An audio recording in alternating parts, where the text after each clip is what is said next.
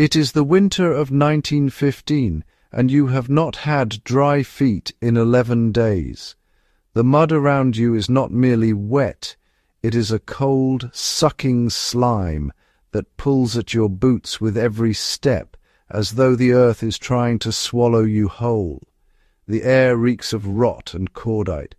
Artillery reshapes the horizon in fire and thunder, and below you, invisible and creeping, a medical catastrophe is already unfolding inside your boots.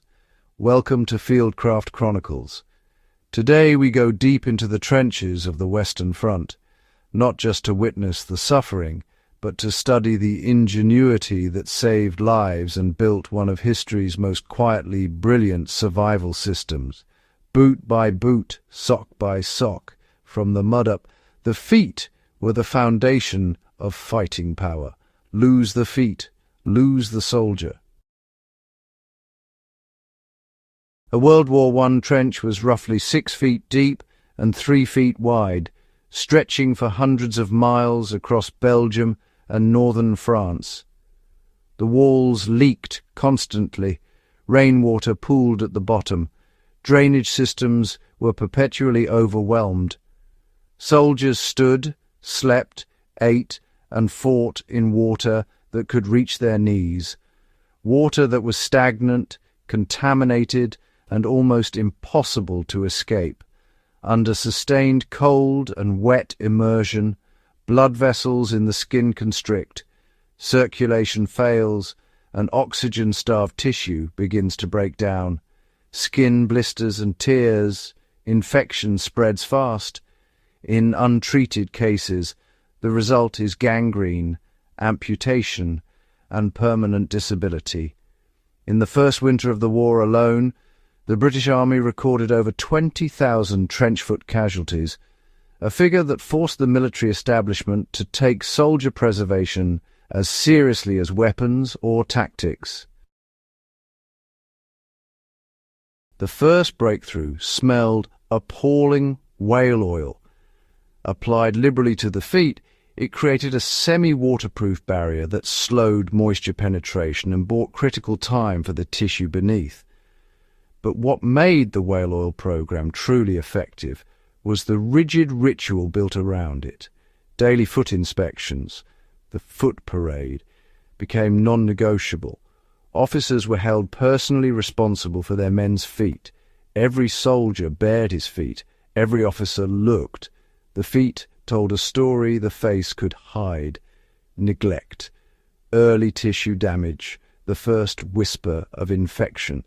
Commanders also recognized a harder truth. Exhausted men in sustained psychological stress neglect themselves. The solution was elegant, the buddy system.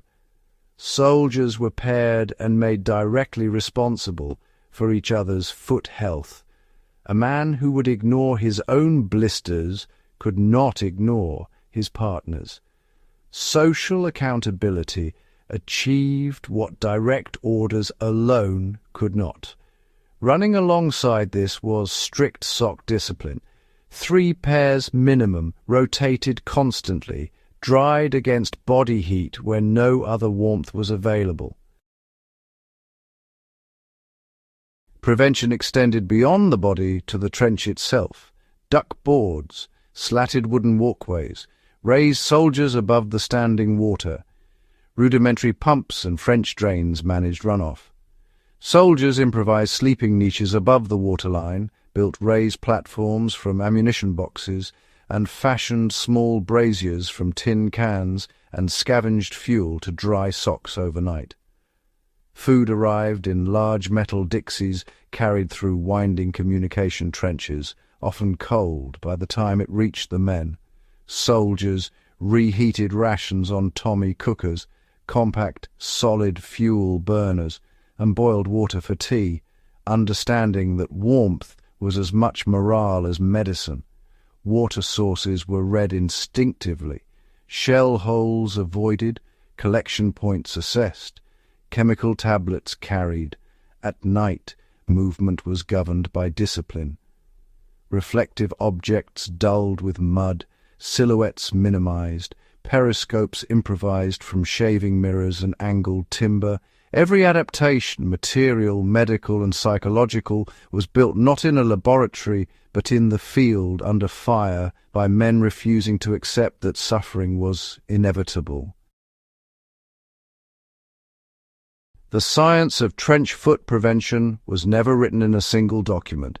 It was assembled from disaster and necessity, tested against the worst conditions imaginable, and enforced by commanders who slowly learned that soldier welfare was a military imperative, not a luxury. The whale oil, the sock rotations, the buddy systems, the duckboards, all of it discovered by men standing in water, watching their colleagues suffer and choosing to solve the problem instead of endure it.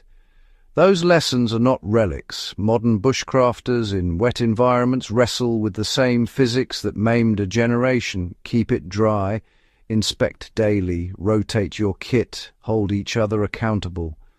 The trench taught one principle above all. In the field, your habits are your survival plan. In the field, your habits are your survival plan. If this episode opened your eyes to history's forgotten fieldcraft, share it with someone who values self-reliance, preparedness, and the stories that shaped how we survive. Subscribe to Fieldcraft Chronicles so you never miss an episode, because history's best survival lessons are still out there waiting to be uncovered. Subscribe, share, stay prepared.